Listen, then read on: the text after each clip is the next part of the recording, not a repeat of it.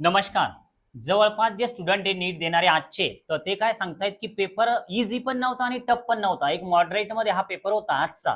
पण आता विषय असा येतो की कट ऑफचा नेमकं काय होईल. तुमचा पेपर नेमका कसा गेला नक्की एकदा कमेंट बॉक्समध्ये सांगा. आणि आपण एक सोबत एक प्रेडिक्ट सुद्धा करूया की कोणत्या स्कोअरच्या दरम्यान किती विद्यार्थी आहे. आणि हे तुम्हाला कसं कळणार, ज्या या व्हिडिओच्या कमेंट बघणार आहे जिजो अकॅडमीच्या, तर त्यावेळेस तुम्हाला समजेल की आपल्या कॅटेगरीचे किती मुलं या व्हिडिओच्या खाली कमेंट करतायत आणि कोणत्या विद्यार्थ्याला किती स्कोअर आहे. म्हणजे थोडक्यात एकच आहे, जर तुम्ही विजे मध्ये असाल तर नक्की एकदा तुमचा कॅटेगरी आणि तुमचा स्कोअर या व्हिडिओच्या कमेंट मध्ये टाका. काय होईल की तुम्हाला तर तुमचा स्कोअर माहितीच आहे, पण दुसरे विजे कॅटेगरी वाले किंवा एससी वाले एसटी वाले ज्यांनी ज्यांनी व्हिडिओ पाहिलेला आहे त्यांनी जर कमेंट केलेले असतील तर सर्वांनाच आपला जो स्कोअर आहे आपल्या कॅटेगरीचा, तर आपल्या सोबत असे किती विद्यार्थी आहे की जे आपल्या स्कोअरचे, तर हे सर्वांना माहिती होईल. तर आता हे सर्व कशासाठी, जे हिंदी चॅनल वाले, आपण हिंदी चॅनल पाहतो तर ते पूर्ण भारतामध्ये चालतात, तर त्यांच्या ज्या कमेंट असतात तर ते सगळे मुलं त्याला कमेंट करतील ऑल स्टेट मधले.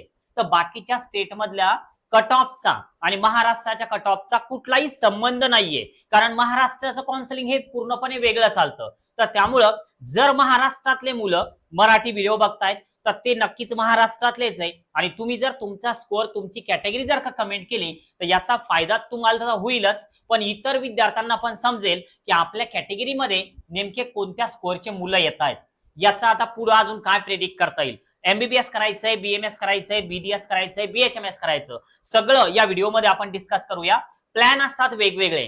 जर तुम्ही परफेक्ट प्लॅन बनवला तर नक्कीच तुमचं जे काउन्सिलिंग आहे तर ते व्यवस्थित मार्गी लागतं. आणि पुढं तुमचा जो होणारा त्रास आहे, आई वडिलांचा असेल किंवा स्वतः आपला असेल, तर तो खूप कमी होतो. मग यासाठी तुम्हाला पहिलं काम काय करायचं, तुम्ही स्कोअर जो काढलेला आहे तर तो आता पुढं स्कोअर कार्डवर तुमचे येणार आहे, त्यामध्ये थोडाफार फरक पडतो, फार काही फरक पडत नाही. मग आपला जो स्कोअर आलेला आहे तर त्यानुसार मागच्या वर्षीचे जे कट ऑफ आहे तर ते एकदा चेक करायचे की या स्कोअरला नेमकं कोणतं कॉलेज मिळालेलं होतं किंवा कोणत्या कोर्सला ऍडमिशन मिळालेली होती.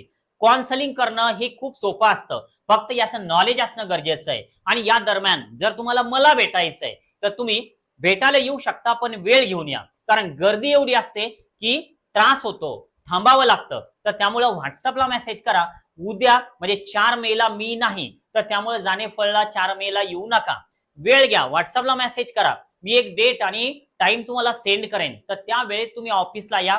सविस्तर आपण बोलूया, या विषयावर चर्चा करूया. आमचे बरेचसे पेड मेंबर जे जॉईन झालेले, तर त्यांना पण एक नम्र विनंती आहे, तुमचा जर काही क्वेश्चन असेल तर नक्की तुम्ही व्हॉट्सअप करा, तुमचं सगळं कॉलवर बोलणं होऊन जाईल.